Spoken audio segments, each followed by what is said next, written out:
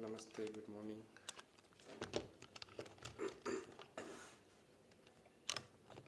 Good morning, good morning.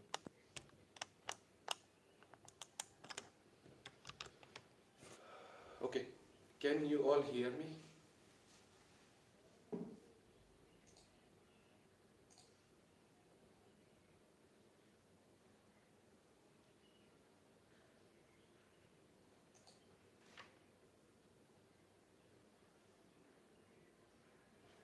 Good morning, sir. Yeah, we can hear you. Okay. So thank you so much सबसे पहले आप सभी का हमारे साथ जुड़ने के लिए। ठीक है, आज का सेशन जैसे कि आप सभी को पता है कि बैकवर्ड बेंडिंग का सेशन है।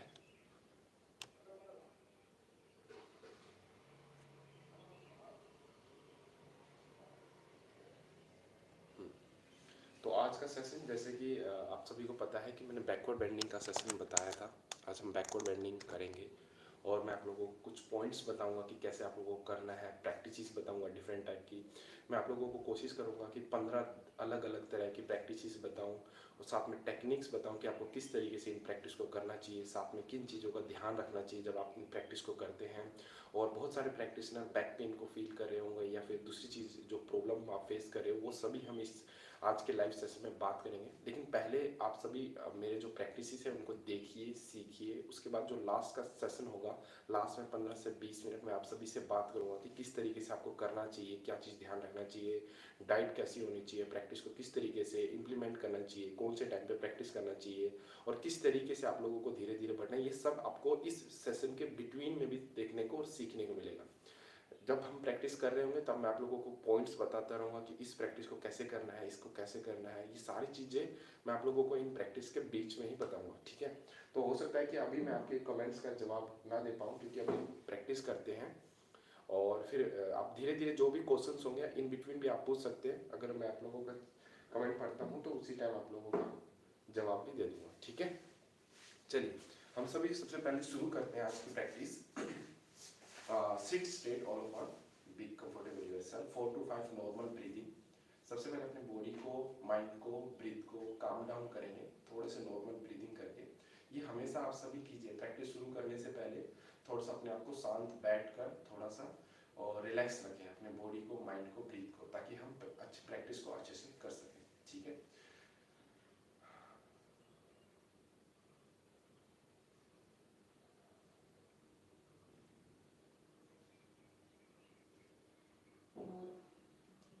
यहीं से प्रैक्टिस को स्टार्ट करते हैं। 3 बार ओम का उच्चारण करेंगे और 1 बार गायत्री मंत्र का जाप करेंगे सभी। Just deeply inhale,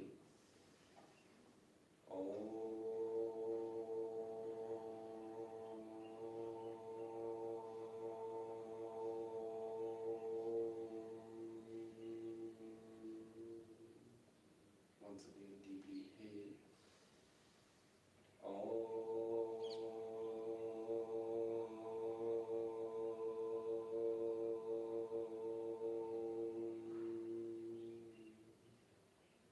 inhale,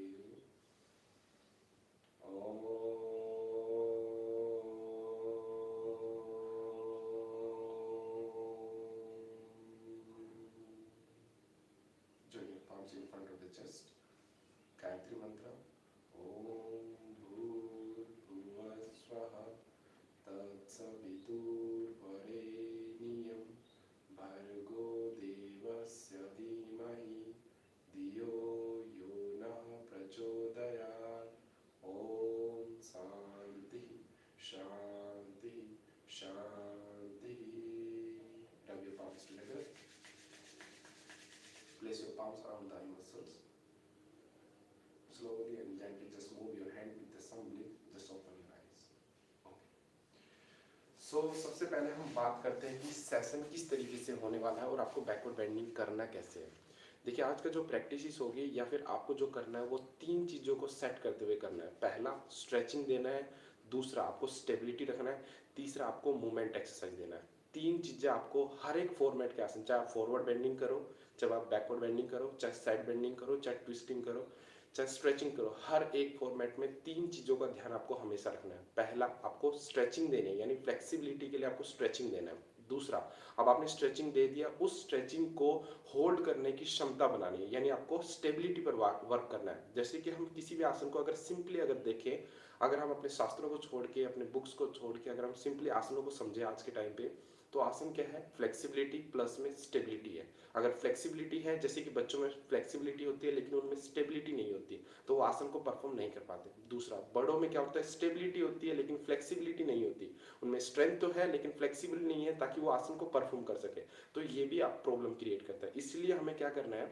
flexibility plus में स्टेबिलिटी। फ्लेक्सिबिलिटी के लिए हमें स्ट्रेचिंग देना है, स्टेबिलिटी के लिए हमें वहाँ पे होल्ड करना है। कई बार हम एक्सट्रीम पोर्शन तक स्ट्रेच करते हैं और वहाँ पे होल्ड नहीं कर पाते, फिर वापस आते हैं, और वापस आने का भी सही तरीका अप्लाई नहीं करते। हम एकदम से बॉडी को ढीला छोड़ते हैं, एकदम से गिरते हैं, यहाँ पे हम यहाँ पे प्रॉब्लम क्रिएट करते हैं, अपनी इंजरी होने के चांसेस यहीं से क्रिएट होते हैं। आपके पास फ्लेक्सिबिलिटी के लिए आप कंटिन्यू वर्क कर रहे हो लेकिन उतना स्ट्रेंथ नहीं है कि आप वहाँ पे होल्ड कर पाओ, ये नहीं करना, ये हमारे इंजरी को बढ़ाएगा। तीसरा, मैंने आप लोगों को जैसे बताया कि जो है वो होगा मूवमेंट प्रैक्टिस इंक्लूड करना क्यों है? क्योंकि फ्लेक्सिबिलिटी के लिए हमने रोलिंग कर लिया, स्टेबिलिटी के लिए हमने होल्डिंग कर लिया। मूवमेंट प्रैक्टिस हेल्प कैसे करता है? देखिए, मूवमेंट प्रैक्टिस जैसे एनिमल वॉक हो गए, या फिर आप एक आसन से दूसरे आसन पे एक मूवमेंट देते हुए जा रहे हो, उससे क्या होता है? आपका कंट्रोल बढ़ता है। जैसे कि आप बैलेंसिंग के आसन कर रहे हो, या फिर धनुरासन कर रहे हो, या फिर बकासन कर रहे हो, लेग बैलेंस के आसन कर रहे हो, इसमें आप लोगों को जरूरी है कि आपके पास प्रॉपर स्ट्रेंथ हो। देखिए, स्टेबिलिटी, अब एक एक आसन हो गया वीरभद्रासन का थर्ड वेरिएशन हो गया, सिंपल हमने होल्ड कर लिया, उसमें फ्लेक्सिबिलिटी की बहुत ज़्यादा नीड नहीं है लेकिन हम स्टेबल हो जाएंगे। लेकिन जहाँ पे हम फ्लेक्सिबल होंगे, अगर हम वहाँ पे आप मूवमेंट दे रखा होगा, मतलब मूवमेंट की आपने प्रैक्टिस आपने अगर कर रखी होगी, तो वहाँ पे होल्ड करना आपके लिए ज़्यादा ईजी हो जाएगा। इसलिए मूवमेंट प्रैक्टिस आपको बहुत जरूरी है कि करें। जब भी आप आसन करते हैं, किसी भी, मान लीजिए आप डेली के डेली या फिर हफ्ते में 2 दिन 3 दिन आप 5-5 आसन की एक सीरीज बनाइए, 5 आसन को टारगेट कीजिए। अब 5 आसन को आपको क्या करना है? एक आसन को कंप्लीट करना है, वहीं से फिर वापस आके रुकने की बजाय वहां से दूसरे आसन पे जाना है, फिर वहां पे दूसरे आसन को थोड़ा सा करना है, फिर वहां से दूसरे से तीसरे में। इसमें आपको होल्डिंग करने की आवश्यकता नहीं है, लेकिन आपको मूवमेंट जितना हो सके स्लो करना है। उससे क्या होगा? बॉडी में कंट्रोल बढ़ेगा। जैसे कि कई बार हमारा लेग्स बाहर होता है धनुरासन में, तो हमें अंदर खींच नहीं पाते, या फिर कोई भी जैसे शलभासन में होता है, अगर आप मूवमेंट कंट्रोल करते हो, जैसे मूवमेंट को कंट्रोल करते हो, तो आपके आसन में स्टेबिलिटी दुगनी तरीके से आएगी।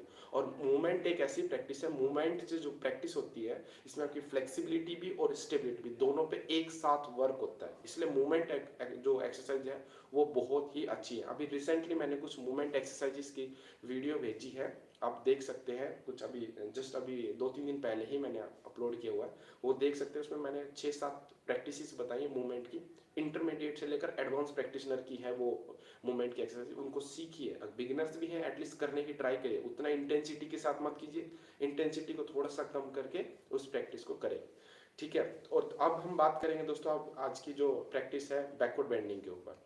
देखिए, जब बैकवर्ड बेंडिंग हो, चाहे फॉरवर्ड हो, चाहे साइड हो, चाहे वो, सबसे पहले आपको एक काम करना है। जब भी आप प्रैक्टिस स्टार्ट करोगे, अपने स्पाइन की लेंथनिंग करनी है। इससे क्या होगा कि आपका ब्लड सर्कुलेशन भी इंप्रूव होगा, मसल्स रेडी रहेंगे, हाँ आप स्ट्रेच करना है। इसलिए जैसे कि ताड़ासन सबसे अच्छा स्ट्रेच है। आपने ताड़ासन कर लिया या फिर तिर्यक ताड़ासन कर लिया, दोनों तरफ करके आप 1-1 मिनट होल्ड करने की कोशिश करें। जैसे कि स्टार्टिंग में अगर हम 10-10 सेकेंड का गोल रख के चले आज की प्रैक्टिस के लिए, ताकि आप ज़्यादा से ज़्यादा चीज़ सीख सके। सबसे पहले आप बैठेंगे, बैठे के नहीं कर सकते तो खड़े हो गए, ठीक है। खड़े होकर हमें क्या करना है? अपने हाथों को इस तरीके से फिंगर्स को इंटरलॉक करना है, स्ट्रेच करना है अपने हैंड्स को ऊपर की तरफ, मैक्सिमम ऊपर इनहेल करके स्ट्रेच करना है, और मैक्सिमम टाइम आपको होल्ड करना है। मेक श्योर कि जब आप ताड़ासन कर रहे हैं तो आपकी बॉडी ये आगे की तरफ या फिर पीछे की तरफ ना हो, बिल्कुल हमारा अलाइनमेंट बिल्कुल स्ट्रेट हो, टो से लेकर ऊपर फिंगर्स तक। और अगर आप कर सकते हैं तो अपने हाथों को स्ट्रेट रख के, ये जो हाथों की फिंगर्स है इसको स्ट्रेट रख के होल्ड करें इसको, ठीक है। यहाँ पे 3 चीजों का ध्यान रखना है। पहला, आपकी बॉडी बिल्कुल स्ट्रेट हो, बॉडी हमारी स्ट्रेट होनी चाहिए। अगर बॉडी का अलाइनमेंट ठीक नहीं है तो ये हेल्पफुल नहीं होगा। दूसरा, आपका जब आप बॉडी खींचोगे तो फॉरवर्ड या फिर बैकवर्ड नहीं जाना, ठीक है। आपको सेंटर पे रखना है, बिल्कुल अच्छे से सेंटर पे, ठीक है। और सबसे मेन, आपके शोल्डर को ऊपर खींचते रहना है। ऊपर ये जो शोल्डर है, ये देखिए, इसको ऊपर खींच के रखना है। इससे आपकी जो स्पाइन में स्ट्रेचिंग थोड़ी और बढ़ने लगेगी। आप मतलब कि वहाँ पे जो आपको पुलिंग इफेक्ट देना है स्पाइन पे, वो आपके लिए हेल्पफुल रहेगा। तो यहाँ पे इसको इस तरीके से होल्ड करके मेंटेन करना। पैरों के बीच में ज्यादा गैप नहीं रखना, जितना कम रखोगे उतना अच्छा। हील्स मिले हुए बिल्कुल अच्छे से ऊपर स्ट्रेच करना है। ये हमारी पहली प्रैक्टिस होनी चाहिए। ये मैं आपको प्री प्रैक्टिस बता रहा हूँ बैकवर्ड बेंडिंग के प्रैक्टिस को स्टार्ट करने से पहले, पहला। दूसरा, अब आपने ये स्ट्रेच कर लिया, यहीं से अपने पाम्स को सामने की तरफ, आमने सामने की तरफ फेस कीजिए, ऊपर स्ट्रेच करिए, पैरों के बीच में शोल्डर लेवल का डिस्टेंस बनाइए। अब यहाँ से एक तरफ इस तरीके से बैंड हो जाइए, ठीक है। अब जो बिगिनर्स हैं जिनसे अभी नहीं हो पा रहा, वो क्या कर सकते हैं, फिंगर्स को इंटरलॉक कर सकते हैं, स्ट्रेच कर सकते हैं और बेंड कर सकते हैं। कुछ मिस्टेक्स यहाँ पे करते हैं, जब हम इसको बेंड कर रहे होते हैं तो भी हाथों को ऐसे फोल्ड करते हैं या फिर ऐसे लटका देते हैं, ये नहीं करना है, ठीक है।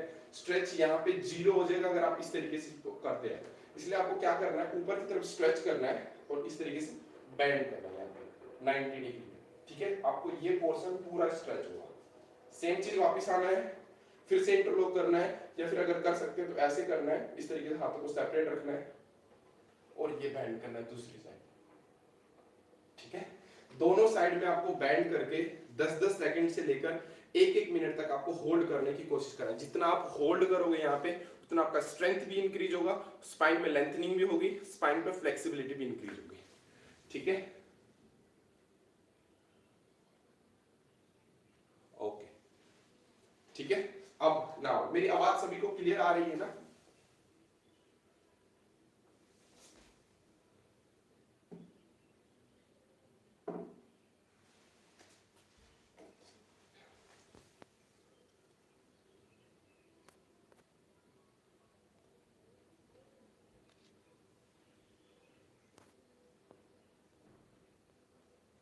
Hello,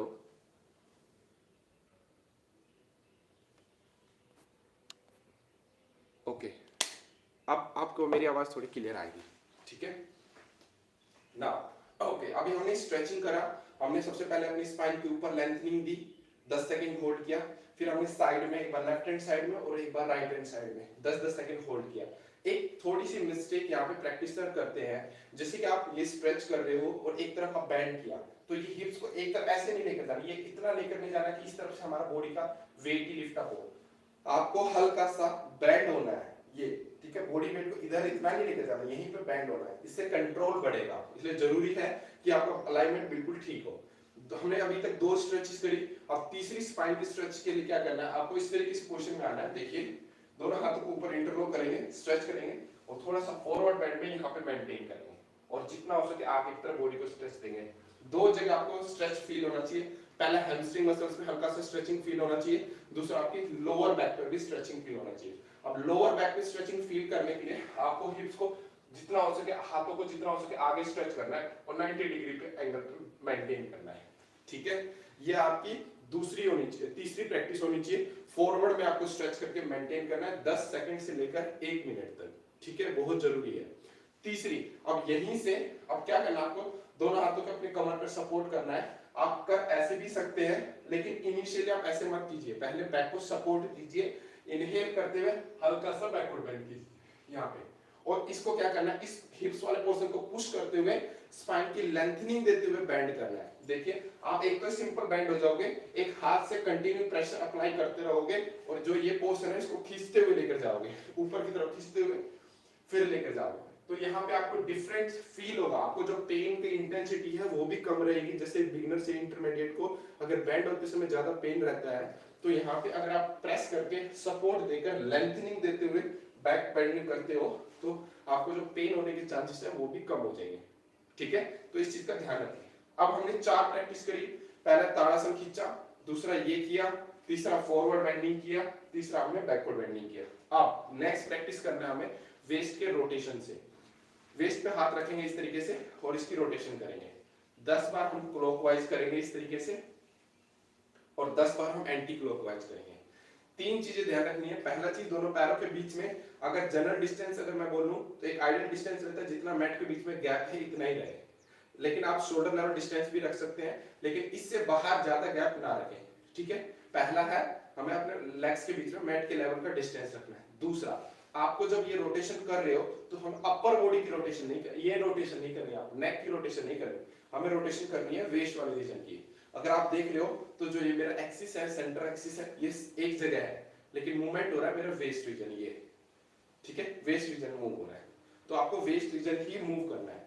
third and most important thing, जब आप रोटेशन कर रहे हो, इधर जाते समय ये वाला हील्स उठा रहे हैं, इधर जाते समय ये वाला हील्स उठा रहे हैं, ताकि हम ज्यादा दूरी तक रखें। ऐसा नहीं करना, दोनों पैर जो है बराबर फिक्स रहेंगे, वेट इक्वली डिस्ट्रीब्यूट होगा। It should not like this, you are lifting up your right leg and then left leg.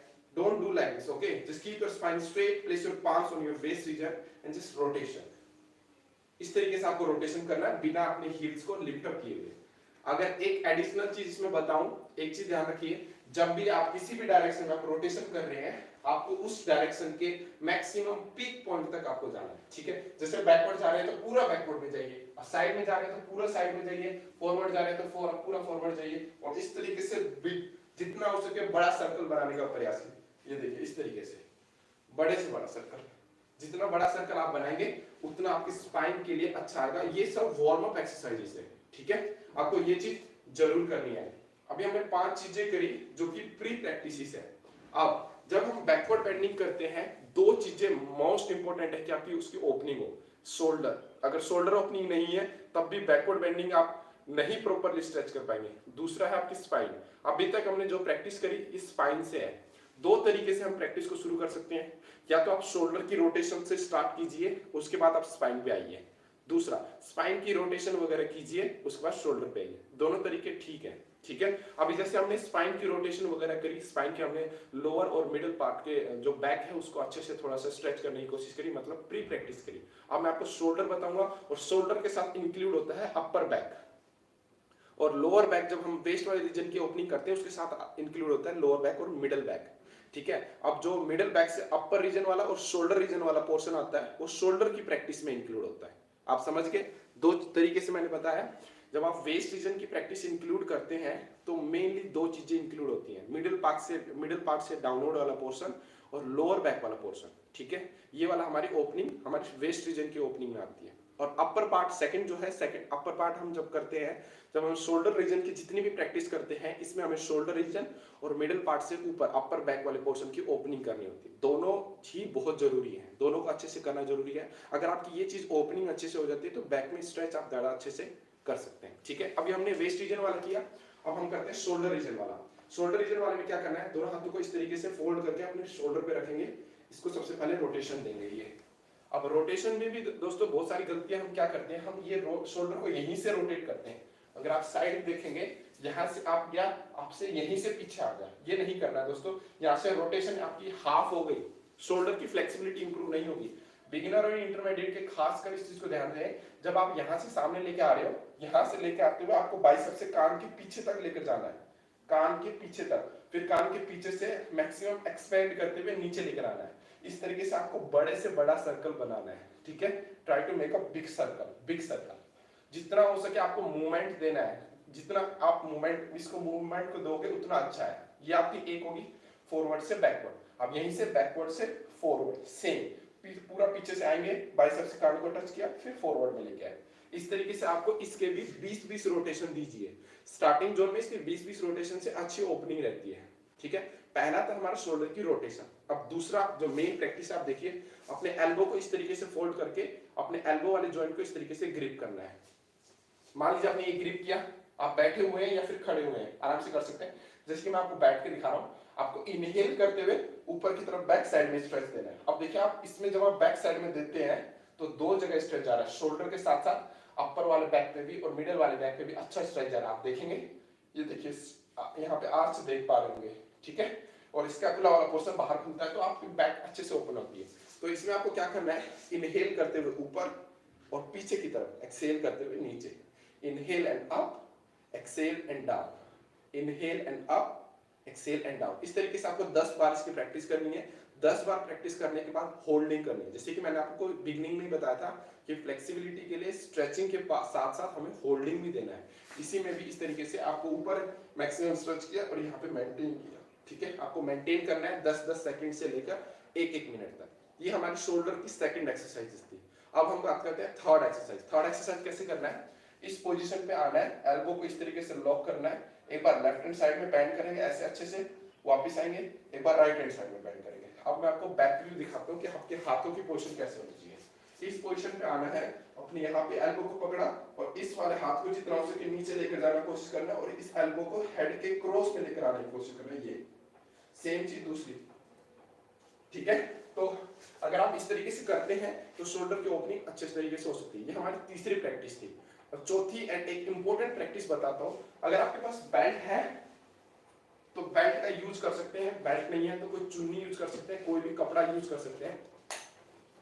Belt की हेल्प से आपको दो प्रैक्टिस बताऊंगा, दोनों ही बहुत इंपॉर्टेंट प्रैक्टिस है जो आपकी शोल्डर की फ्लेक्सिबिलिटी को, जिसका धनुरासन नहीं होता, चक्रासन में हैंड स्ट्रेट नहीं होते, बॉडी को वो हाथों की तरफ पुश नहीं कर पाते, ये सारी जो प्रॉब्लम है, गोमुख आसन नहीं होता, नटराज आसन नहीं होता, उष्ट्रासन नहीं होता, उनकी प्रॉब्लम यहाँ से सोल्व हो सकती है। तो ध्यान दीजिए। इस तरीके से आपको बेल्ट को एक पर्टिकुलर डिस्टेंस पे रखना है। हो सकता है कि आपका स्टार्टिंग में थोड़ा डिस्टेंस ज्यादा हो, इट्स ओके, कोई बात नहीं, आप धीरे धीरे मूवमेंट देते रहेंगे तो आप हाथों को क्लोज कर सकते हैं, ठीक है। जैसे कि मान लीजिए मैंने अभी इतना ट्रिपल फोल्ड किया, मैंने इसको बेल्ट को ऊपर खींचना है।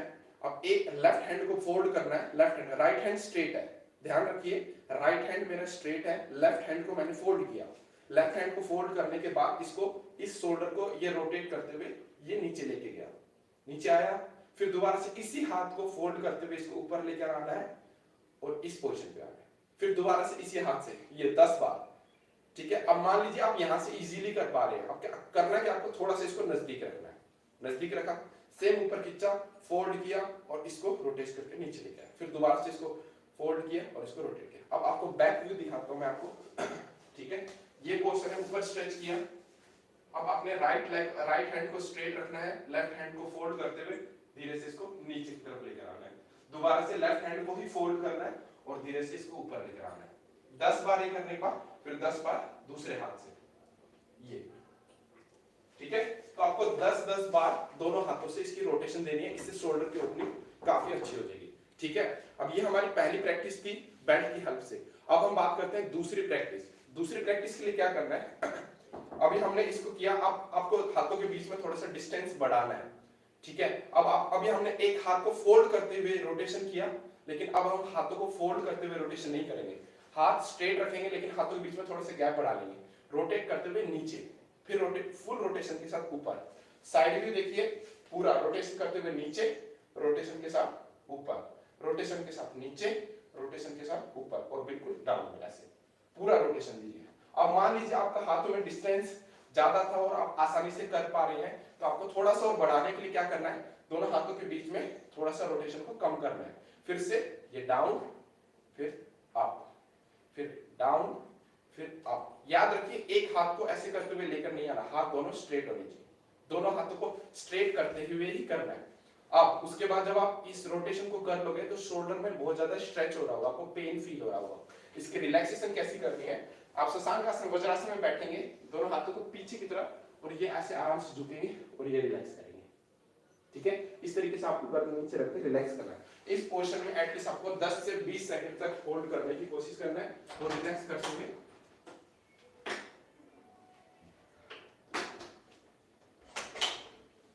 रिलैक्स करना है आराम से, ठीक है।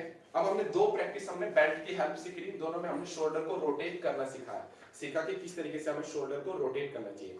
अब अभी हमने सब प्रैक्टिस शोल्डर की थी, अब थोड़ा सा हम बैक को इंक्लूड करेंगे ताकि हम अपर बैक वाला पोर्शन भी इंक्रीज हो।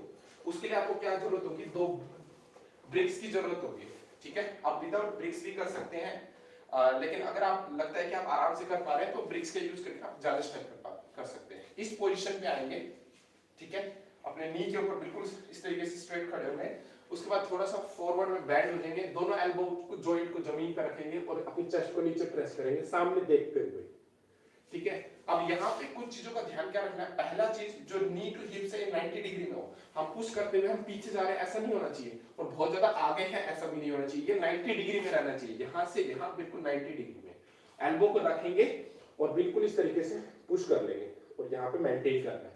अब जैसे कि कुछ प्रैक्टिस में आपकी फ्लेक्सिबिलिटी ठीक है, वो आराम से टच कर पा रहे हैं, उनको कोई स्ट्रेच फील नहीं हो रहा, तो वो क्या कर सकते हैं, अब 2 ब्रिक्स को लेंगे इस तरीके से, अपने ब्रिक्स के ऊपर अपने एल्बो जॉइंट को रखेंगे और चेस्ट को नीचे टच करेंगे, ठीक है। अब जिनका यहाँ पे भी टच हो रहा है वो क्या कर सकते हैं, 2 और ब्रिक्स ले सकते हैं और इसको कर सकते हैं, ठीक है। अब यहाँ पर अगर आप इस तरीके से पुश करते हो अपनी चेस्ट वाले रीजन को, तो आप देखोगे और फील करोगे, आप देख रहे होगे कि आप मेरे जो अपर वाला बैक पोर्शन है, इस वाले पोर्शन पे भी नाइस स्ट्रेच जा रहा है, अच्छा स्ट्रेच जा रहा है। ये देखो, अगर नहीं टच हो रहा तो आपको यहाँ पे रोलिंग करना चाहिए इस तरीके से, up and down, up and down, up and down, up and down, up and down, up and down. 10 बार मान लो रोलिंग किया, रोलिंग करने के बाद आपको होल्डिंग करना है, 1 2 3 4 5, इस तरीके से आपको 10 सेकंड तक होल्डिंग करना है। इससे आपके अपर वाले बैक पे भी काफी स्ट्रेच अच्छा जा सकता है, ठीक है। अब मान लीजिए आपने ये भी कर लिया, अब आपको थोड़ा और इंटेंसिटी देना है, अपनी स्ट्रेचिंग को थोड़ा और बढ़ाना है, तो आपको क्या करना है, आप वॉल का सपोर्ट भी ले सकते हैं और आप चेयर का सपोर्ट भी ले सकते हैं। मान लीजिए मैं चेयर के सपोर्ट में बता रहा हूँ, आपको चेयर के सामने इस तरीके से खड़े होना है, अपने दोनों हाथों को चेयर के ऊपर रखना है और आपको अपने एल्बो को स्ट्रेट रखते हुए हिप्स को बाहर पुश करना है और अपने चेस्ट वाले पोर्शन को इस तरीके से नीचे पुश करना है। इससे आप देख पा रहे होंगे कि आपकी स्पाइन पे कितना अच्छा स्ट्रेच जा रहा है, आपके शोल्डर की ओपनिंग बहुत ही एडवांस लेवल तक इंक्रीज हो सकती है अगर आप इस तरीके से प्रैक्टिस कर सकते हैं। देखिए, अगर आपके पास चेयर नहीं है और वॉल का सपोर्ट लेना चाहते हैं तो वॉल के ऊपर भी हाथों को ऐसे रख सकते हैं, फेस से थोड़ा सा ऊपर होना चाहिए, हाथ सामने नहीं होना चाहिए, फेस से ऊपर, और बहुत पीछे नहीं होना चाहिए, पैर 90 डिग्री पे रहना चाहिए, ठीक है। अब यहाँ पे जैसे कि मान लो वॉल पे आपने हाथ रख लिए इस तरीके से या फिर चेयर को पकड़ लिया, उसके बाद आपको इनहेल अप, एक्सहेल करते हुए फिर एक्सपेंड करना है, फिर नॉर्मल ब्रीदिंग रखना है और अपने हाथों को स्ट्रेट रखना है और चेस्ट वाले पोर्शन को इस तरीके से नीचे प्रेस करना है, ये ठीक है। जितना हो सके नीचे चेस्ट वाले पोर्शन को नीचे प्रेस करना है एंड आपको होल्ड करना है,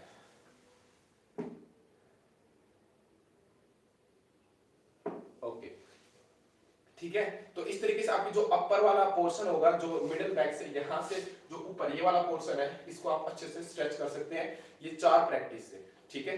अब हम यहाँ बात करते हैं दोस्तों, हमने शोल्डर की ओपनिंग कर ली, अपर बैक थोड़ी सी खोल लिया, अब हम लोअर बैक पे आएंगे, ठीक है। अब लोअर बैक और मिडिल बैक बहुत इंपॉर्टेंट पोर्शन है आपके बैकवर्ड बेंडिंग के, सभी प्रैक्टिस यहाँ से जरूर इंक्लूड होते हैं, ठीक है। मतलब बहुत ज्यादा जरूरी है कि आपका लोअर बैक अच्छे से ओपन हो। अब लोअर बैक के हायर इंटेंसिटी तक कैसे जाना है, आपको धीरे धीरे जाना है। कैसे जाना है देखिए, सबसे पहले आपको अभी जैसे हमने स्टार्टिंग में फॉरवर्ड बैकवर्ड किया था वैसे ही स्टार्ट करना है। आपको इनहेल करते हुए बैकवर्ड बेंड करना है, एक्सहेल करते पूरा फॉरवर्ड बेंड करना है, इनहेल करते हुए बैकवर्ड बेंड करना है, एक्सहेल करते हुए forward bend, inhale backward bend, exhale forward bend. अब एक गलती जो जनरली पीपल्स करते हैं जब इस प्रैक्टिस को करते हैं, देखिए जब हम बैकवर्ड बेंडिंग करते हैं तो अपने हिप्स वाले पोर्शन को बाहर नहीं निकालना। अगर आप हिप्स वाले पोर्शन को बाहर निकालते हो तो वो मिडिल बैक पे प्रेशर किया, लोअर बैक पे आपकी ओपनिंग नहीं हुई है, इसलिए आपको क्या करना है, आपको पुश करना है ऐसे सामने और इसको बैकवर्ड बेंडिंग करना है। आप देखोगे कि आप मेरे जो लोअर बैक है यहाँ लोअर बैक पे प्रेशर जाएगा, ठीक है। अब जिनको बैक पेन है, ठीक है, वो इसको एक्सट्रीम लेवल तक मत करें, वो उनके लिए अच्छा रहेगा कि आप यहाँ पे होल्ड करो हल्का सा, ठीक है। नहीं तो जो कर सकते हैं उनको एक्सट्रीम लेवल तक जाने का प्रयास करना चाहिए। अब एक चीज, अब जैसे हमने ये किया, अब ये हमने सपोर्ट से किया, अब हमें विदाउट सपोर्ट से करना है, थोड़ी सी इंटेंसिटी को बढ़ाने के लिए। कैसे करना है, अपने दोनों हाथों को ऊपर स्ट्रेच करना है, स्पाइन को पहले ऊपर स्ट्रेच किया, इनहेल करते हुए बैकवर्ड बेंडिंग है और एक्सहेल करते हुए फॉरवर्ड बेंडिंग है, ठीक है। स्पाइन को स्ट्रेट रखते। मिस्टेक क्या होती है दोस्तों, देखिए जब हम बैकवर्ड बेंडिंग करते हैं तो कुछ प्रैक्टिशनर क्या करते हैं, ये वाले पोर्शन को बिल्कुल ऐसे पुश कर देते हैं। ये नहीं करना दोस्तों, बैक पे बहुत ही खराब इफेक्ट जाता है, इंपैक्ट जाता है, सॉरी। उसके बाद ये जो नी होते हैं ये बैंड कर लोगे तो आप कितना ही पीछे चले जाओ, बैक की बेंडिंग नहीं हुई है। इसलिए आपको क्या करना है, नी को स्ट्रेट रखना है। इनिशियल स्टेज में अपने दोनों पैरों के बीच में 4 से 6 उंगली का गैप रखें, इस तरीके से देखिए 4 से 6 उंगली का गैप इनिशियल में। लेकिन अगर आप कर सकते हैं तो लेग्स को ज्वाइन कीजिए, ठीक है, इसको करना है। अब यहाँ पे जैसे 4-6 उंगली का गैप रखेंगे, ऊपर खींचेंगे, पहले आप शोल्डर को पीछे लेके गए, फिर धीरे धीरे लोअर बैक को, फिर वापस आएंगे और फिर फॉरवर्ड बेंडिंग। एक बार बैकवर्ड बेंडिंग, एक बार फॉरवर्ड बेंडिंग, एक बार बैकवर्ड बेंडिंग और फॉरवर्ड बेंडिंग। एक प्रॉब्लम आप सभी को हो सकता है कि फेस कर रहे होगे, जब आप ये प्रैक्टिस कर रहे होगे तो आप किसी को चक्कर आ रहे होंगे। 2 कारण हो सकते हैं मेरे हिसाब से। पहला, आपने ये नेक वाला पोर्शन बहुत टाइट रखा हुआ है, जिसकी वजह से आपको यहाँ पे जो मेडुला वाला पोर्शन होता है वहाँ पे इंपैक्ट ज्यादा और इसकी वजह से चक्कर आने की वो हो रही है। इस पोर्शन को टाइट नहीं रखना, ये पोर्शन रिलैक्स रखना है। रिलैक्स रखने का मतलब ये नहीं कि आप बिल्कुल हैंग कर दो पीछे की तरफ, मतलब ऐसा है कि ये जो पोर्शन हम हल्का सा शोल्डर उठा के टाइट रखते हैं, ऐसे ये नहीं करना है। दूसरा, आप पानी कम पीते हैं, हो सकता है कि पानी की कमी की वजह से ये हो रहा हो। तो आपको करना क्या है, यहाँ पे सेम ऊपर उठाना है, बैकवर्ड बेंडिंग पूरा करना है और फॉरवर्ड बेंडिंग करना है। इस तरीके से आपको 10 बार बैकवर्ड बेंडिंग, 10 बार फॉरवर्ड बेंडिंग करके वार्म अप करना है, ठीक है। और लास्ट में आपको होल्डिंग करना है, इस पोजीशन पे आपको होल्डिंग करना है। आप कोशिश कीजिए कि जितना हो सके आप बैंड होकर 90 डिग्री पर, बहुत ज्यादा नीचे नहीं बहुत ज्यादा ऊपर नहीं, 90 डिग्री पर बैलेंस करें और अपनी नीज को फोल्ड ना करें, चाहे वो फॉरवर्ड बेंडिंग हो चाहे वो बैकवर्ड बेंडिंग, नी आपके स्ट्रेट रहना चाहिए, ठीक है। अब ये जब कर लेंगे उसके बाद थोड़ा सा रिलैक्स कीजिए, 8 सेकंड 10 20 25 1 मिनट तक आप थोड़ा सा रिलैक्सेशन करना जरूरी है, ठीक है।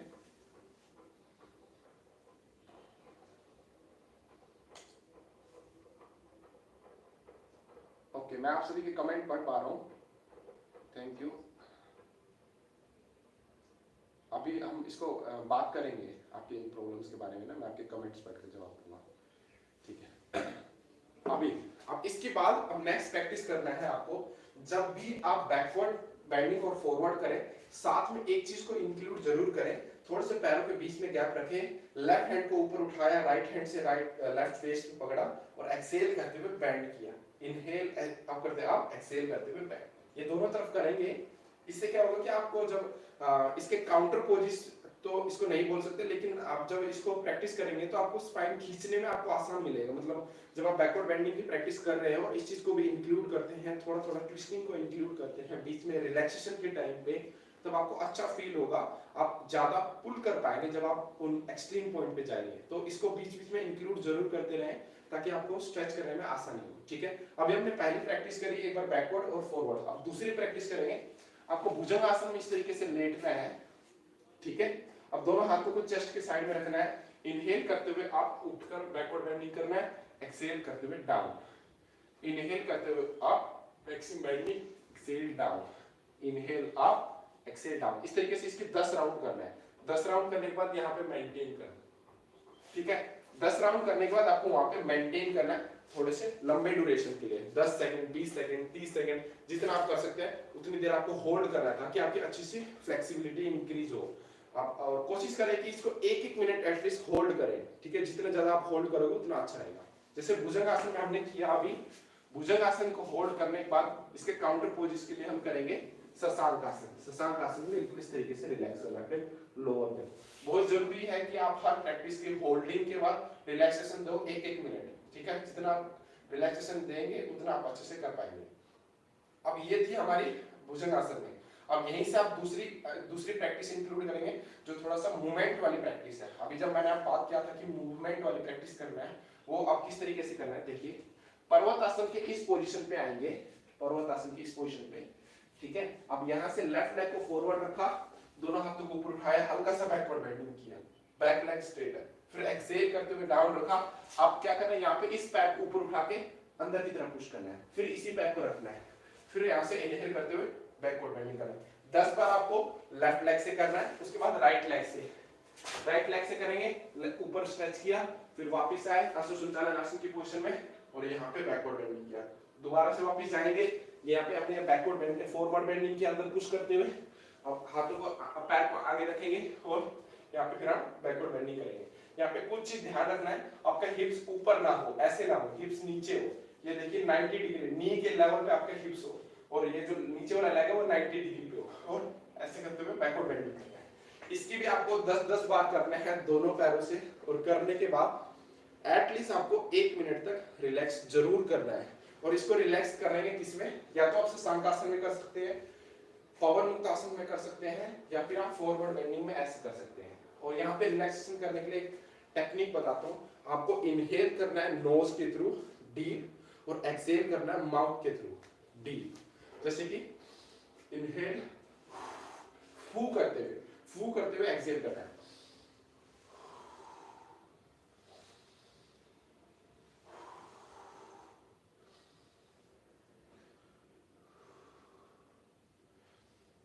इस तरीके से आपको 5 से 7 बार अगर आप इस तरीके से ब्रीदिंग करते हो तो आपका जो रिलैक्सेशन है वो अच्छी तरीके से हो जाएगा, ठीक है। अभी हमने 3 मूवमेंट एक्सरसाइज 3 प्रैक्टिस करी, पादहस्त और हस्तोत्तानासन भुजंग आसन में किया, फिर हमने किया ये अश्वसंचालन आसन की पोजीशन में और पार्वतासन की पोजीशन में। अब एक प्रैक्टिस और इंक्लूड कीजिए ताकि आपका जो बैक पे प्रैक्टिस है मतलब आप अच्छे से इंटेंसिटी में आ जाओ, ठीक है। मतलब आप मैक्सिमम स्ट्रेच कर सको। दोनों पैरों के बीच में आपको 3 फीट के अराउंड का डिस्टेंस बनाना है, 2.5 से 3 फीट का, ठीक है। 2.5 से 3 फीट का गैप बनाने के बाद दोनों हाथों को ऊपर इस तरीके से पकड़ना है। अब इनहेल करते हुए बैकवर्ड बेंडिंग करना है, एक्सहेल साइड से आते हुए फॉरवर्ड में आना है और यहाँ पे आना है, ठीक है। और दोबारा से फिर यहीं से जाना है और इसको रोटेशन देना है। इसको हम सर्वांग पुष्टि भी बोलते हैं, ठीक है। अब इसमें थोड़ा सा ब्रीदिंग का ध्यान रखिए, ब्रीदिंग से आपको यहाँ पे बहुत ज्यादा हेल्प मिलेगी। जब भी आप फॉरवर्ड में आ रहे हो, फॉरवर्ड में यहाँ पे एक्सहेल है, जब यहाँ से उठने लग रहे हो तो इनहेल कीजिए, उठने लग रहे हो तो आपको इनहेल करना है। अब यहाँ पे उठ दिया, अब यहाँ से डाउन जा रहे हो तो एक्सहेल कीजिए, फिर यहाँ से उठ रहे हो तो इनहेल, यानी जब आपकी बॉडी अप उठ रही है तब आपको इनहेल करना है, जब आपकी बॉडी डाउन जा रही है तब आपको एक्सहेल करना है। दूसरा पॉइंट, कभी भी आप एक ही तरफ 10 रोटेशन नहीं लेना है। जैसे कि मान लीजिए आप ये एक ही तरफ आप 10 रोटेशन कर रहे हैं, ऐसा नहीं करना। आपको एक बार क्लॉकवाइज करना है और एक बार एंटी क्लॉकवाइज करना है, ठीक है। दोनों तरफ आपको इक्वली करना है। तीसरी इंपॉर्टेंट थिंग, जब आप कर रहे हो बैकवर्ड बेंडिंग जाते समय आपको नी फोल्ड नहीं करना है, ठीक है। नी स्ट्रेट रहनी चाहिए। और जब आप फॉरवर्ड बेंडिंग आ रहे हो तो ऐसे हंच नहीं बनाना और हाथों को ऐसे नहीं रखना। आपके हाथ हर डायरेक्शन में दोनों कान के साइड में हो, या फिर हम ऐसे कह सकते हैं कि आपके जो बाइसेप्स के बीच में रहना चाहिए हमेशा हेड, ठीक है, दबा के नहीं, गैप रखकर। अब देखिए इसमें क्या होगा, जब आप इसको हेड के बीच में रखोगे तब आपकी स्पाइन स्ट्रेट रहेगी। ये देखिए, अगर आपका जो शोल्डर स्ट्रेच रहेगी, शोल्डर की फ्लेक्सिबिलिटी भी यहीं से बढ़ जाएगी। अब यहाँ से आपको रोटेशन देना है, ये नीचे से, वैसे तो यहाँ से लेकर आ सकते हैं, लेकिन अगर आप बिगिनर है तो यहाँ से कर सकते हैं। जैसे कि मान लीजिए अगर आप हाथ अपने शोल्डर ढीले रख लेते हैं तो आप स्पाइन को स्ट्रेच नहीं कर पाएंगे, इससे आपका बॉडी ऐसे लटक जाएगी और हंच बन जाएगी। इसलिए आपको ये पुल करके रखना है और बैक को भी पुल करना है, चाहे फॉरवर्ड में हो, चाहे साइड में हो, चाहे बैक साइड में हो, हर साइड में आपके बैक को पुल करके रखना है, ठीक है। अब एक चीज और ध्यान रखिए, जब आप इस चीज को करते हैं, जैसे मान लीजिए यहाँ से आप इस तरफ आ रहे हैं, जैसे साइड में जा रहे हैं, जैसे कि बैक से आप यहाँ आ रहे हो, तो कुछ प्रैक्टिशनर को हो सकता है कि ये डिफिकल्टी फेस हो। जब आप जा रहे हो तो आपकी बॉडी ऐसे टर्न हो रही है, ये टर्न नहीं, ये हिप्स की पोजीशन टर्न नहीं करनी है, ठीक है। हिप्स की पोजीशन टर्न नहीं करनी, हिप्स हमेशा सामने रहे। यहाँ से पीछे से ये साइड में आना है, साइड में आना है, लेकिन इसको ऐसे टर्न नहीं करना। सेम चीज जब हम नीचे से ऊपर उठ रहे होते हैं तब भी होता है। जब आप इसको ऊपर उठ रहे हो तो आप बॉडी को ऐसे ऐसे टर्न मत कीजिए, ये बॉडी टर्न नहीं करनी है, ये बॉडी ऐसे ही रहेगी। हमें अपनी स्पाइन को ट्विस्ट करना है, तो टर्न करना, फिर आना है दूसरी जगह। इस तरीके से आपकी 10 रोटेशन होनी चाहिए। क्या आपको समझ में आया ये प्रैक्टिस? आप कमेंट करके बताएं।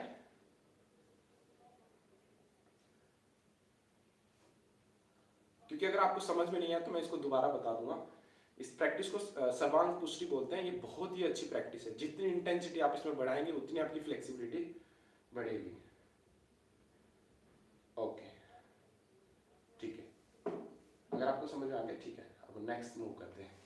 अभी हमने कुछ मूवमेंट एक्सरसाइज करी दो, जैसे कि पर्वत आसन और आसो संचालन आसन, और हमने ये अभी सर्वांग पुष्टि। अब हम थोड़ा सा अब डीप में जाने की कोशिश करते हैं चक्रासन की पोजीशन से, ठीक है। अब आपको चक्रासन की पोजीशन से किस तरीके से करना है, देखिए। मान लीजिए आप इस तरीके से चक्रासन की पोजीशन में आने के लिए आपको लेट के करेंगे, खड़े होकर भी कर सकते हैं, लेकिन अब मैक्सिमम प्रैक्टिस से हो सकता है लेट के होता है। तो क्या करना है, उनको लेटना है, पैरों को नजदीक रखना है और दोनों हाथों को फोल्ड करके हुए यहाँ पे रखना है, ठीक है। अब यहाँ से धीरे से इसको ऊपर उठाना है। ये आप ऊपर उठाने के बाद थोड़ा सा हाथों को अंदर करेंगे, थोड़ा सा पैरों को अंदर करेंगे, प्रॉपर पोजीशन पे आ जाएंगे।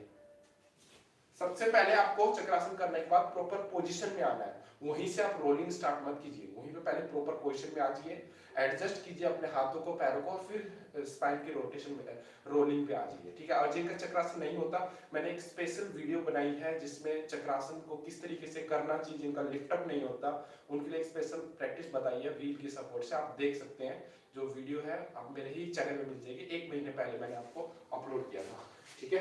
अब करना कैसे है, यहाँ से हम उठे, ये चक्रासन की पोजीशन में आए, हाथों और पैरों को थोड़ा सपोर्ट यहाँ पोजीशन पे ले जाए।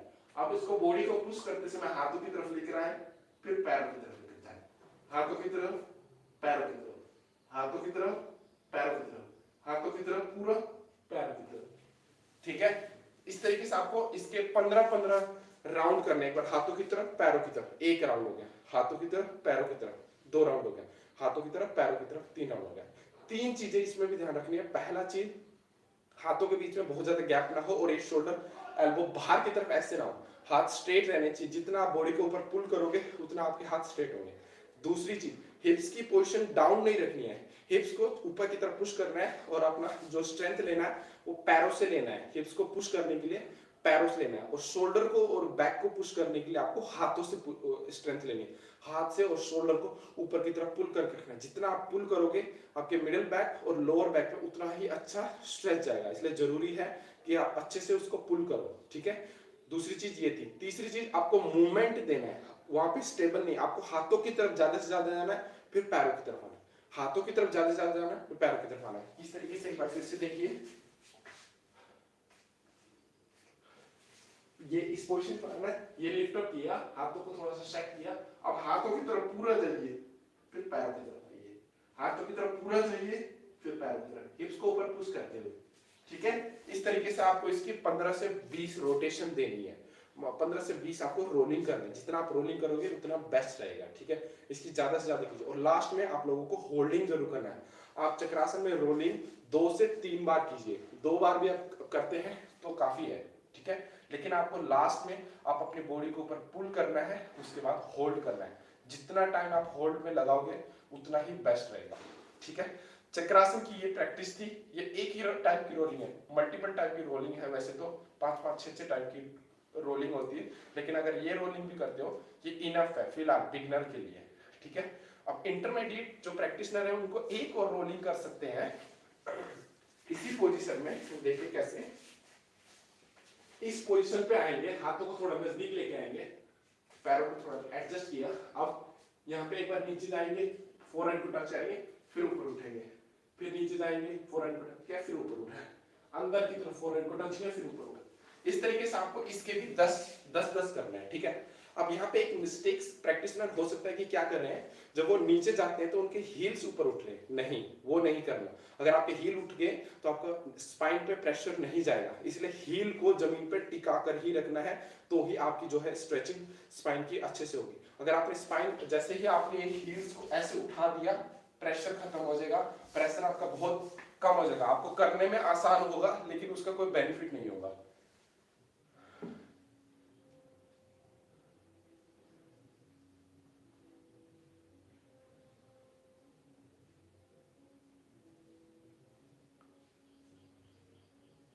फिर एक बार प्लीज, नंबर में दर्द होता है, ठीक है। अब इसके बारे में बात करेंगे जो आपके पेन वाली बात बोल रहे हो ना मणिकांत जी, ठीक है, कोई बात नहीं, ठीक है। अभी हमने अप एंड डाउन वाली पोजीशन बताया कि जब हम डाउन जाते हैं तो अपने फोरहेड को हेड के इनसाइड की तरफ स्ट्रेच करना है। जैसे कि एक बार फिर मैं आपको बताता हूँ।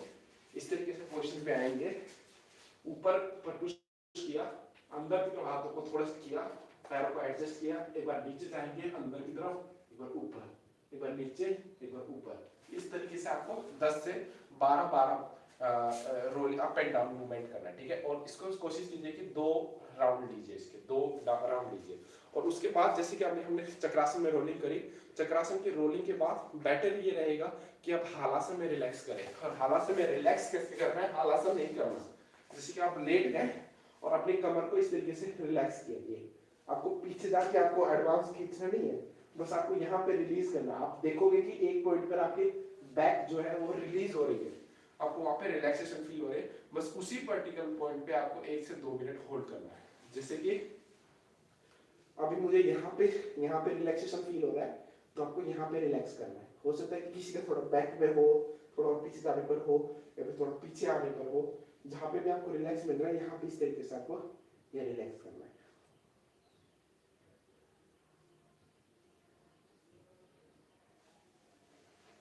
1 से 2 मिनट रिलैक्सेशन करने के बाद फिर आप मूव करते हैं नेक्स्ट प्रैक्टिस। आज मैं आप लोगों को धनुरासन का एक स्टेप सिखाऊंगा, ठीक है, क्योंकि पूरा धनुरासन सीखने में बहुत टाइम लग सकता है, इसलिए मैं आप लोगों को एक स्टेप सिखाऊंगा धनुरासन का। वो काफी इंपॉर्टेंट है। अगर आप एक ही स्टेप को क्लियर करते हैं तो आपका धनुरासन काफी अच्छा हो सकता है। देखिए, आपको इस तरीके से आपको लेटना है इस पोजीशन पे, ठीक है, भुजंगासन वाले पोजीशन पे। एक हाथ को चेस्ट के सामने इस तरीके से रख के अपने चेस्ट वाले पोर्शन को ऊपर उठा के रखना है। अब ये जो पैर है इसको फोल्ड रखने हैं, इसको ले जाकर बाहर की तरफ से ऐसे पकड़ने हैं, बाहर की तरफ से। ये हाथ जो देखिए हाथ ऐसे है, ये हाथ ऐसे लेकर गए और ऐसे बाहर की तरफ से पकड़ लिया। अब क्या करना है, आपको दूसरे वाले पैर को स्ट्रेट जमीन पे रखना है और इसको पुल करते हुए ऊपर खींचना है, फिर इसको अपनी तरफ खींचना है और रोटेट करना है। ठीक है, ये फ्रंट व्यू था।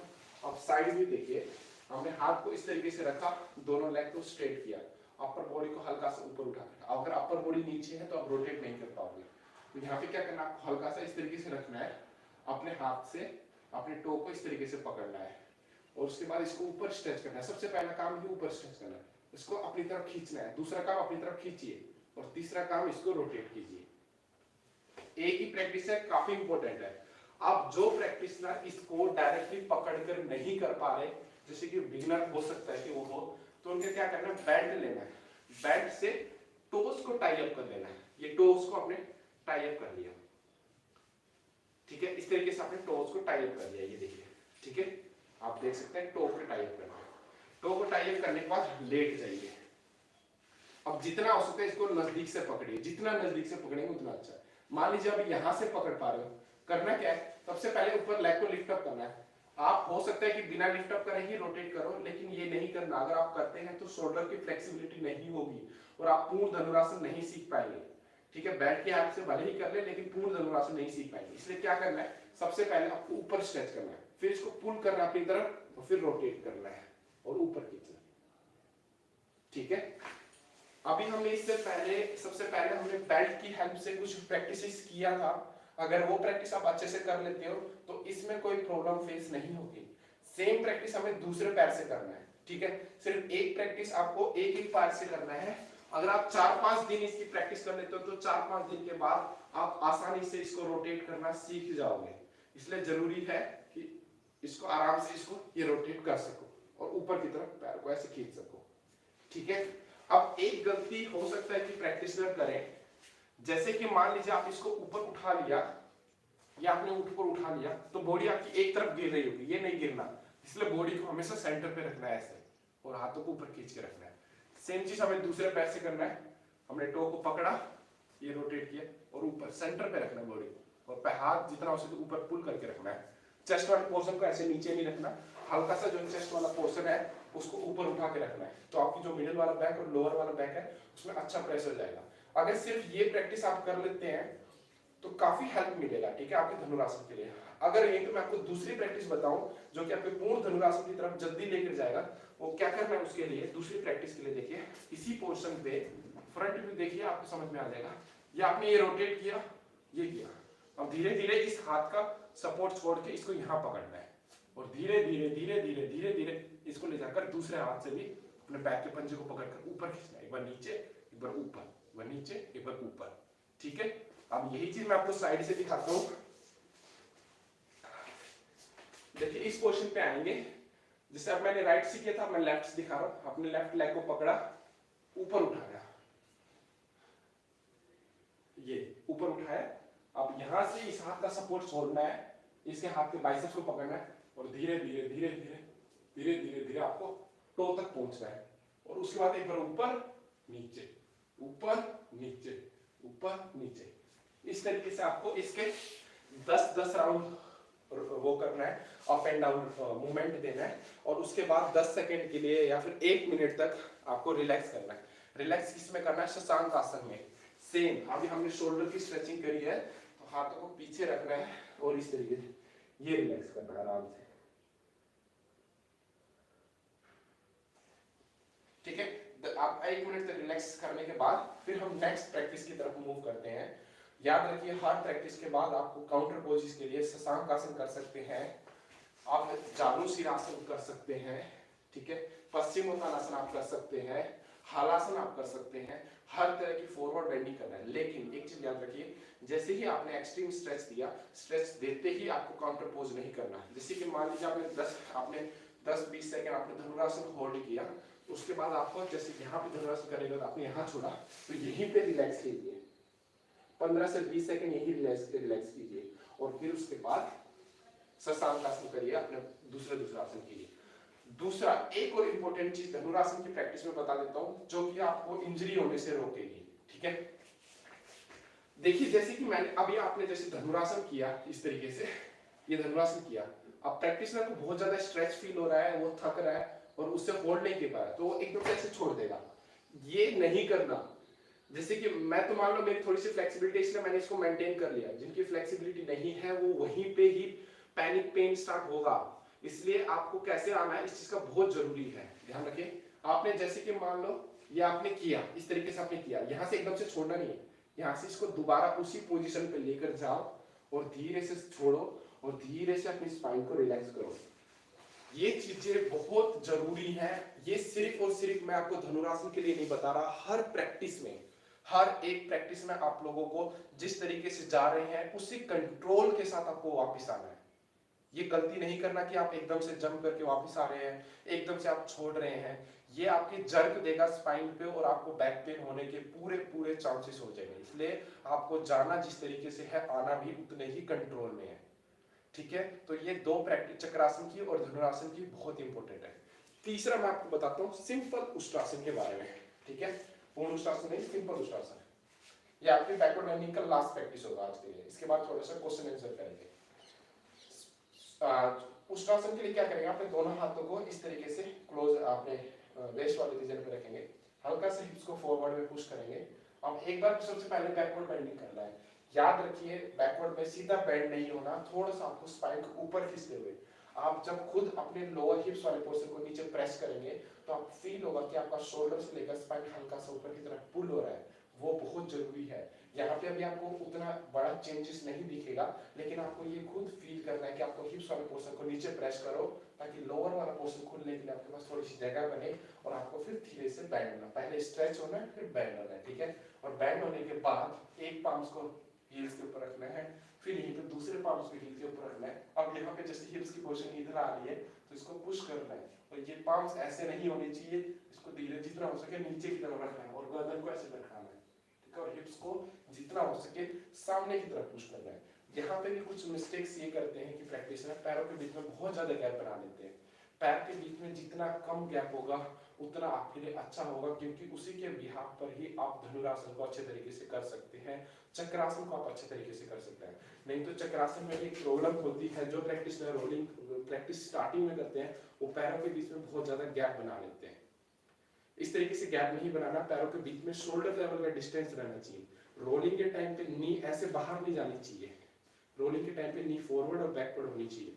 हिप्स जितना ऊपर होगा ये बाहर उतने कम जाएंगे, इसलिए हिप्स की पोर्शन को ज्यादा से ज्यादा आपको ऊपर उठाना है। और अब सब अभी आपने मान लीजिए 1 घंटा आपने बैकवर्ड बेंडिंग की स्ट्रेचेस कर ली, करने के बाद दोस्तों आपको शशांक आसन में हो, शवासन में हो, पवन मुक्तासन में हो, किसी भी पोजीशन पे आपको कम से कम 3 से 4 मिनट उस पोजीशन में रिलैक्स करना है। बहुत जरूरी है कि उस पोजीशन पे आप रिलैक्स करो और उसके बिहाफ पर ही आपकी कमर रिलैक्स हो पाएगी। नहीं तो हम देखते हैं कि आज के प्रैक्टिशनर फटाफट हम प्रैक्टिस खत्म करते हैं और फटाफट हम दूसरे काम पे लग जाते हैं, वो नहीं करना दोस्तों। जितना आप स्ट्रेच करने के लिए टाइम दे रहे हो, कुछ टाइम आपको जरूर रेस्टिंग के लिए देना है, ठीक है, बहुत जरूरी है। शशांक आसन में रिलैक्स, किसी भी आसन पे आपको रिलैक्स जरूर करना है। अब सेकंड थिंग्स, बहुत सारे प्रैक्टिशनर को बैक पेन होने की आजकल बहुत कंडीशन हो है, उनको लिए मैं बताता हूँ कि उनको प्रैक्टिस कौन सी करनी है कि बैक पेन में जल्दी रिलीफ हो जाए, बहुत जरूरी प्रैक्टिस है। देखिए मैं आपको 3-4 प्रैक्टिस बताऊंगा जो इनफ है आपके लिए। पहला प्रैक्टिस है आपको साइड लंबर स्ट्रेच देना है, ठीक है। इस तरीके से हाथों को ओपन करना है साइड में, ठीक है।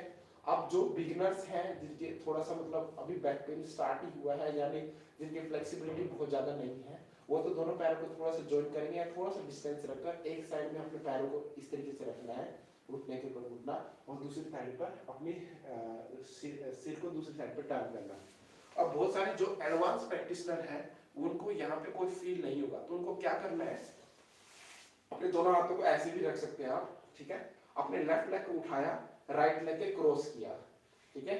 यहाँ पे लेफ्ट लेग को उठाया, राइट लेग के क्रॉस किया और राइट हैंड साइड में दोनों पैरों को इस तरीके से गिरा दिया और दूसरी साइड में अपने नेक को टर्न किया। एक चीज ध्यान रखिए, जो अपोजिट साइड का शोल्डर है, जैसे कि पहले राइट साइड में पैर है तो जो लेफ्ट साइड का शोल्डर है ये ऊपर नहीं उठना चाहिए, इसको नीचे रखते रहना है, ठीक है। सेम चीज हमें दोनों साइड करना है। आप दूसरी साइड करेंगे तो दूसरी, अब जैसे इस तरफ पैर है और इस तरफ ये शोल्डर ऐसे नहीं उठना चाहिए, ये शोल्डर नीचे रहना चाहिए इस तरीके से, और इसमें आप लोगों को होल्ड करना है 3-3 मिनट, 3-3 मिनट आपको होल्ड जरूर करना है। आप जब भी बैकवर्ड बेंडिंग की प्रैक्टिस कर रहे हैं या फिर नहीं कर रहे हैं, जब भी आप बैक पेन के रिलीफ के लिए प्रैक्टिस कर रहे हैं तो आपको 3-3 मिनट इसकी प्रैक्टिस करनी ही है, बहुत इंपॉर्टेंट है। ठीक है, दूसरी प्रैक्टिस आपको करना है सेतुबंध आसन में। अपने लेग्स को जॉइंट रखना है, दोनों हाथों को अपने एंकल को इस तरीके से पकड़ के रखिए। इस पूरा पकड़ने की आवश्यकता नहीं है, हल्का सा भी पकड़ सके चलेगा। आपको अपनी बॉडी को इस तरीके से थोड़ा सा लिफ्ट करना है, यहाँ पे लेग्स को बिल्कुल क्लोज रखकर आपको 3 मिनट तक होल्ड करने की कोशिश करना है। यहाँ पे लटकना नहीं चाहिए, हिप्स इस तरीके से स्ट्रेट रहना चाहिए। आप जितना ऊपर उठाएंगे, ऊपर का मतलब ये नहीं कि आप इतना ऊपर उठाएं, हल्का सा इस पोर्शन पे आप मेंटेन कीजिए। मतलब एक आर्च आ जाए, नी से लेकर शोल्डर तक एक लाइन में आ जाए, उस पोजीशन आपको होल्ड करना है 3-3 मिनट। ठीक है, ये भी आपको 3 मिनट करना है। तीसरी प्रैक्टिस मैं आपको बताता हूँ, या तो करना है इस पोजीशन पे, राजकपोतासन की पोजीशन पे आना है, बैक लेग को स्ट्रेट रखते हुए, फ्रंट लेग को हील से लेकर नी तक 90 डिग्री पे रखना है और आपको यहाँ पे फॉरवर्ड में फ्लैट हो जाना है। ठीक है, बैक को स्ट्रेट रखते हुए फॉरवर्ड में इस तरीके से आपको फ्लैट होना है। और यहाँ पे भी आपको एक बार लेफ्ट लेग से, एक बार राइट लेग से, तीनों दोनों साइड से आपको 3-3 मिनट होल्ड जरूर करना है। ठीक है, ये 3 प्रैक्टिस थी। एक और प्रैक्टिस इंक्लूड कर लीजिए, प्लैंक पोज। इस पोजीशन पे आपको ऊपर नहीं रखना है, इसको नीचे रखना है हल्का सा, और यहाँ पे होल्ड कीजिए। इससे क्या होगा कि आपके बैक के मसल्स की स्ट्रेंथनिंग होगी और उससे आपके बैक पेन होने के जो भी कारण रहे होंगे वो ठीक हो जाएंगे। लेकिन बैक पेन होने के भी मल्टीपल रीजंस हैं। सबसे पहले आपको डॉक्टर से कंसल्ट करना है कि ये रीजन क्या है। नॉर्मल जो प्रैक्टिस से पेन हो रहा है वो इन नॉर्मल प्रैक्टिस से ठीक हो जाएगा। जिसको क्रोनिक है, बहुत लंबे ड्यूरेशन से है और बहुत ज्यादा सीवियर कंडीशन पे है, बेटर ये रहेगा कि पहले आप डॉक्टर से कंसल्ट करें, उसके बिहाफ पर जो उसका प्रैक्टिसेस होंगे उसको डिजाइन करें, फिर उसको प्रैक्टिस करें। ठीक है, इस तरीके से करके आप जो बैक पेन वाला पोर्शन है, बैक पेन वाला जो पेशेंट है वो अपने आप को काम डाउन रख सकते हैं। ठीक है, अब एक और चीज मैंने आप लोगों को बताया था कि ब्रीदिंग कैसे होना चाहिए। देखिए, ब्रीदिंग बहुत इंपॉर्टेंट चीज है एक प्रैक्टिशनर के लिए, समझना बहुत जरूरी है। जब भी आप बैकवर्ड बेंडिंग के पोस्चर करते हैं जहां पे चेस्ट हमारा एक्सपेंड होता है, वहां पे आपको इनहेल करना है, जैसे कि हस्तोतानासन, भुजंगासन, उष्ट्रासन, धनुरासन। अब धनुरासन में क्या होता है, हमारा पेट प्रेस होता है, हम सोचते हैं कि हम ब्रीदिंग नहीं कर पाएंगे। लेकिन जो ब्रीदिंग आप ना चेस्ट से भी कर सकते हैं, चेस्ट वाले रीजन से। अगर पेट में प्रेस हो रहा है तो चेस्ट को एक्सपेंड करके भी आप ब्रीदिंग कर सकते हैं। जब भी आप होल्डिंग कर रहे हैं आपको ब्रीदिंग कंटिन्यू रखना है। ऐसा क्यों?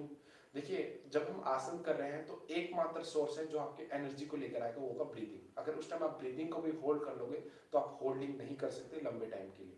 इसलिए आपको ब्रीदिंग कंटिन्यू ही रखना है। ठीक है, जितना ब्रीदिंग रखेंगे उतना आपके अच्छा है और पेन के लिए भी अच्छा है। देखिए, एक रिसर्च में बताया गया है कि जब आप ब्रीदिंग करते हैं तो आपको बॉडी में, ठीक है, जब भी आप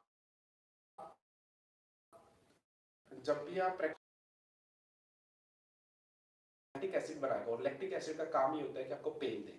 ठीक है, दूसरी चीज, जब हम ब्रीदिंग नहीं करते तब क्या होता है कि हमारे मसल्स कॉन्ट्रैक्ट होते हैं।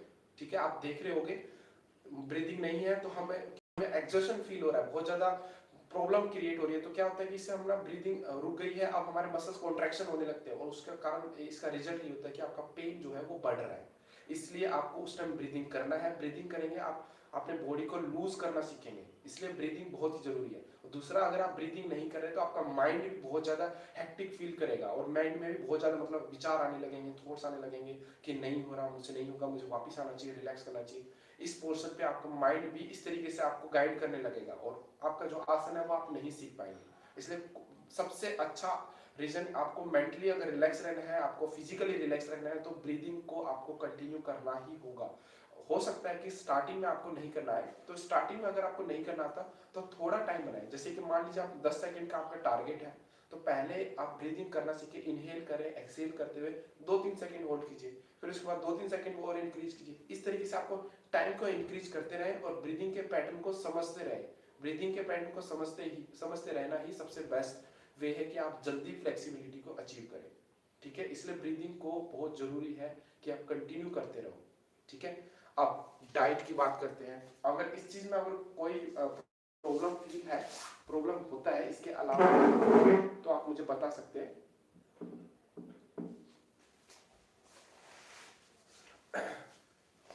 Thank you ma'am, thank you all video, thank you so much Ankur ji. हाँ जी, अगर आपको कोई दूसरी प्रॉब्लम फेस कर रहे हैं इस प्रैक्टिस के ड्यूरेशन में तो आप पूछ सकते हैं, मैं आपकी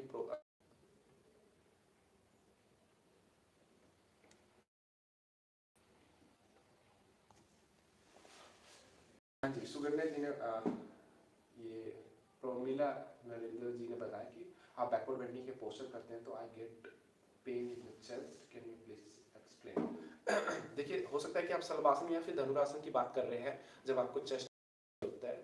देखिए, एक कारण इसका ब्रीदिंग जरूर है, दूसरा आपका वेट मैनेजमेंट करने नहीं आ रहा है। जैसे कि हर पोस्चर में एक अलाइनमेंट रहता है, हमें उस अलाइनमेंट के साथ करना चाहिए। अगर आपका अलाइनमेंट खराब है तो एक पोर्शन जहां पे भी वो प्रेशर ज्यादा जा रहा है उस प्रेशर पर आपको, उस पोर्शन पर आपको प्रेशर फील होगा और वहां पे पेन क्रिएट भी होगा।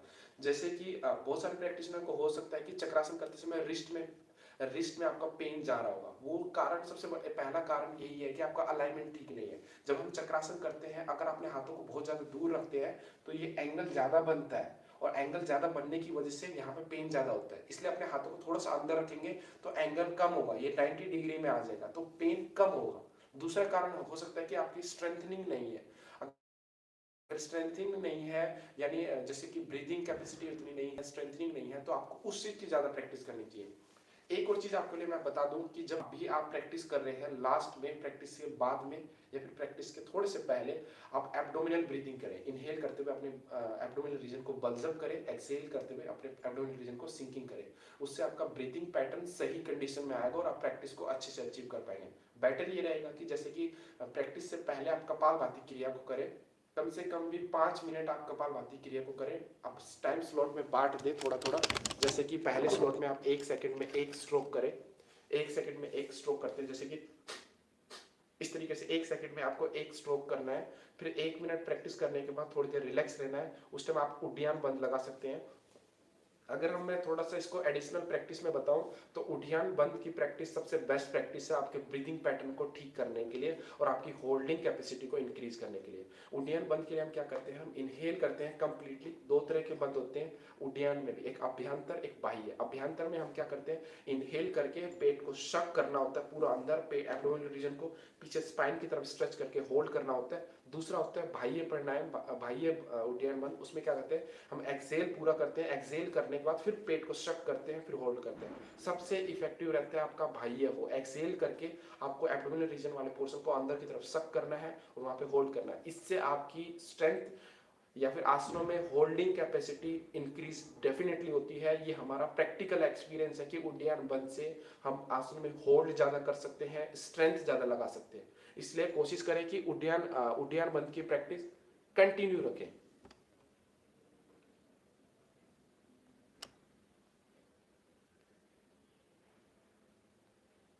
ठीक है, इसलिए जो उड्डयन बंद की प्रैक्टिस है उसको आपको कंटिन्यू ही रखना है।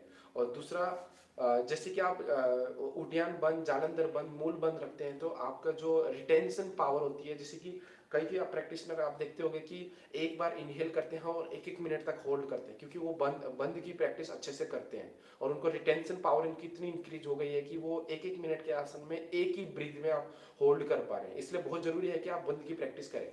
जैसे कि उड्डयन बंद के लिए मैं आपको थोड़ी सी प्रैक्टिस बताता हूँ। जैसे कि आपको ये एब्डोमेन एक्सेल करना है और पेट वाले पोर्शन को इस तरीके से अंदर खींचना है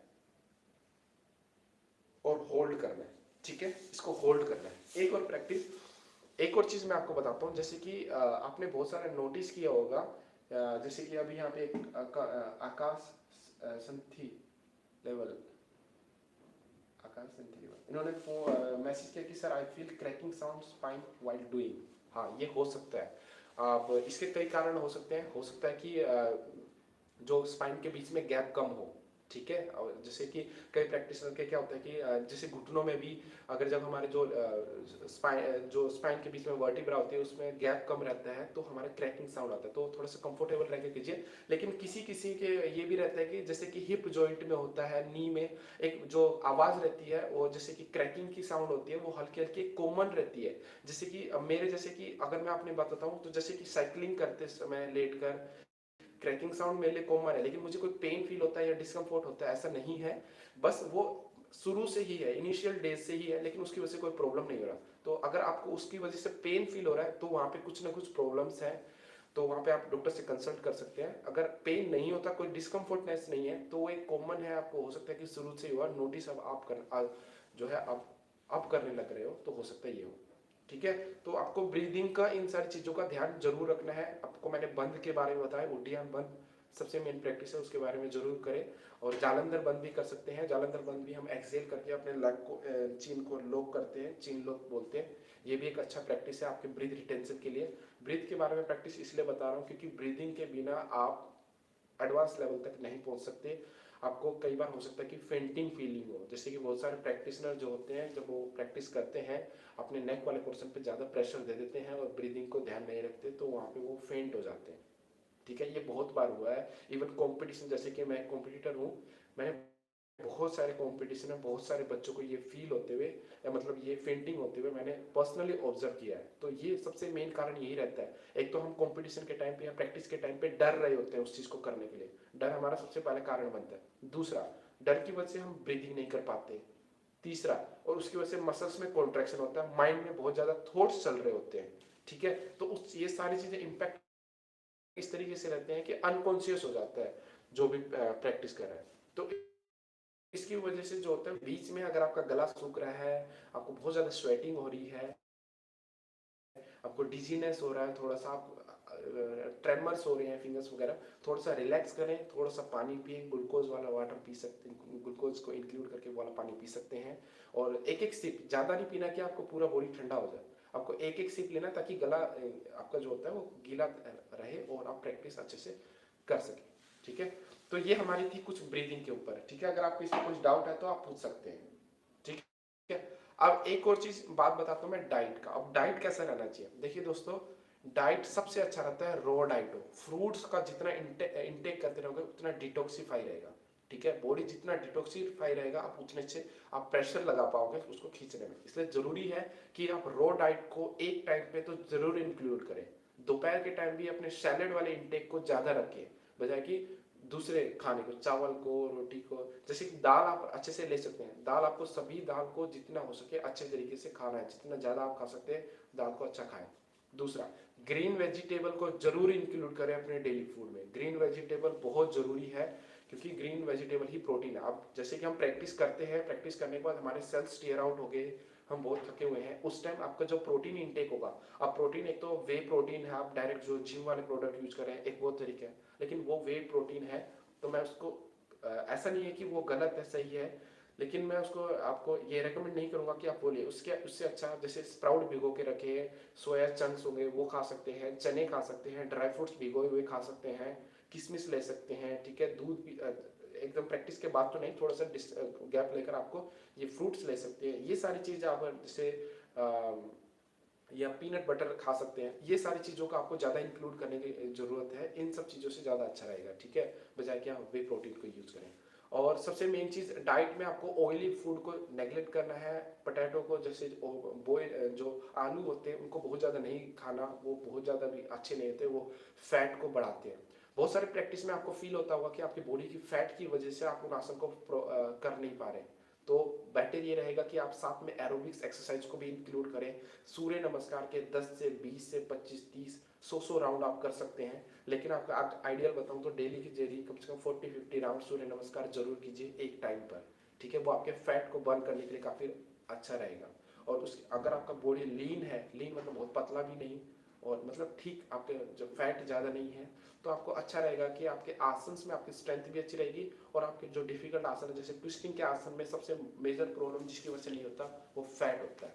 जैसे कि दूसरा आसन कुकुट आसन हो गया, गर्भासन हो गया, एक पासिकल आसन हो गया, ट्विस्टिंग के आसन हो गए, बकासन वगैरह जैसे हो गए, पदम बकासन हो गए, पदम मयूर हो गए, मयूर आसन हो गए, इनमें सबसे बड़ी डिफिकल्टी जो है वो आपका फैट इंक्रीज करता है। ठीक है, तो इसलिए फैट को रिड्यूस करते रहना भी आपको बहुत जरूरी है।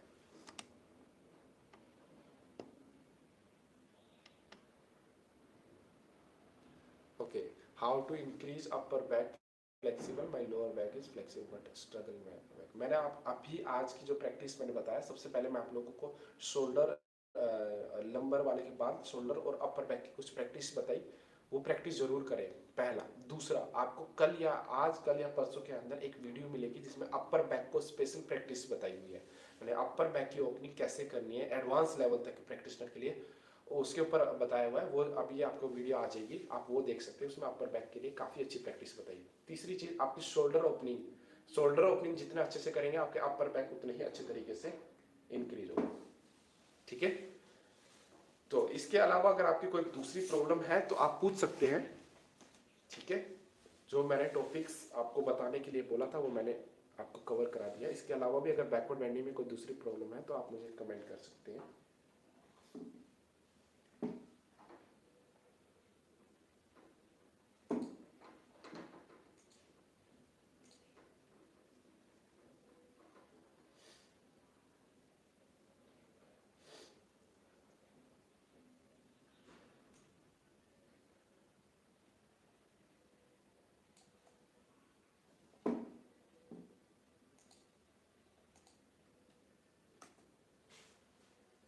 Okay, thank you so much, thank you.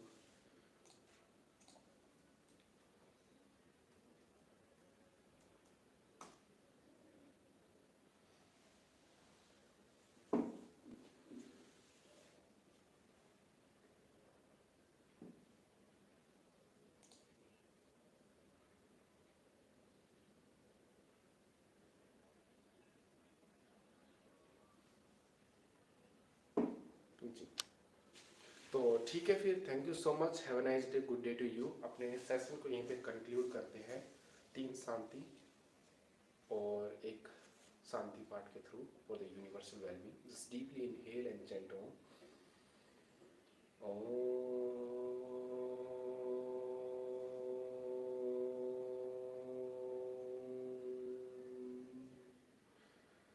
Inhale inhale